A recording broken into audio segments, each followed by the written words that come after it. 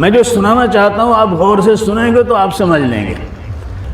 امام آزاد بھی ہوتا ہے لیکن اس سے زیادہ کوئی پابند نہیں ہوتا ہے۔ امام آزاد ہوتا ہے، بھئی نماز فرض ہے اس کے ذمہ، اسے نماز پڑھنی ہے، لیکن اس سے زیادہ پابند نہیں کہ ہر 5 منٹ پر نگاہ اٹھتی ہے اس کی طرف، وہ صاحب کہاں گئے ہیں، کہاں بیٹھے ہیں، کہاں چائے پی رہے ہیں، کس سے بات کر رہے ہیں، اور متولی تو کہی نہیں صاحب وہ کیا ہوتا ہے۔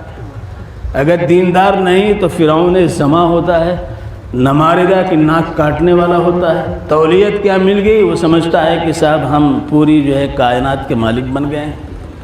وہ بیچارہ امام جو نماز پڑھانے کے لیے ہے، اس کا حال یہ کہ 1 سیکنڈ 1 منٹ تاخیر ہو جائے تو گردن پکڑ کے اس کو جو ہے داخل کر دیا جاتا ہے، پہنچا دیا جاتا ہے۔ چونکہ میں نے بھی امامت کی ہے اس لیے جو بات کہہ رہا ہوں تجربے سے کہہ رہا ہوں۔ ایک مسجد کا میں امام تھا، اس مسجد میں میں نے جوڑ رکھ لیا، پہلی دفعہ جوڑ ہوا، شہر لکھنؤ کی بات ہم کر رہے ہیں، تو وہاں پہ تبلیغی جماعت کے لوگ آئے، تقریر چل رہی تھی، تو میں نے یہ سوچا کہ عشاء کی نماز وقت پر اذان دے دی جائے اور جماعت تاخیر سے کر لی جائے گی۔ اذان ہو گئی،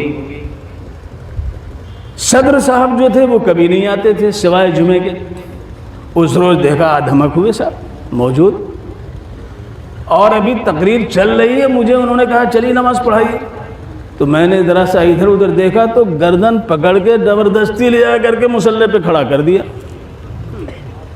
ارے اب میں نے کیا کرتا، بھائی صدر صاحب ہیں، نماز شروع کر دی، تو میں نے بھی ایک لمبی سورت شروع کی، اتنی لمبی پڑھی کہ سارے لوگوں کی نماز مل گئی، سب کی رکعتیں پوری ہو گئی اور تقریر بھی مکمل ہو گئی۔ اب صاحب ان کو اب کیا کہتے، امام میں تھا، چاہے میں اس میں سورہ بقرہ پڑھوں یا سورہ آل عمران پڑھوں، یہ میرا حق تھا۔ لوگ گھبرائیں تو گھبرائیں، لیکن لوگ اندر سے خوش تھے، کوئی بھی ناراض نہیں ہوا طویل قرات پہ، اس لیے کہ سب کو رکعت مل گئی۔ لیکن ایک چیز آئی، سب نے اس کو محسوس کیا، لیکن آدمی بھول جاتا ہے کہ کوئی اور بھی دیکھنے والا ہے۔ میں آپ کو سنا رہا ہوں، واقعہ یہ ہے کہ اس کے بعد پھر اس مسجد میں آنا ان کو جو ہے میسر نہیں ہوا، موقع نہیں ملا۔ ہوا یہ کہ رات میں اٹھے اور استنجے کے لیے جا رہے تھے اور ایک چھچھودر سامنے سے گزری، بس ان بیلنس ہوئے، گرے اور کوڑا سرک گیا، اور ایسا سرکا کہ صاحب مسجد میں تو نہیں آ سکے، قبرستان چلے گئے۔ میں جب گیا ان سے ملنے تو رو رہے تھے، رو رو کے کہہ رہے تھے مولانا معاف کر دیجیے۔ انسان بھول جاتا ہے،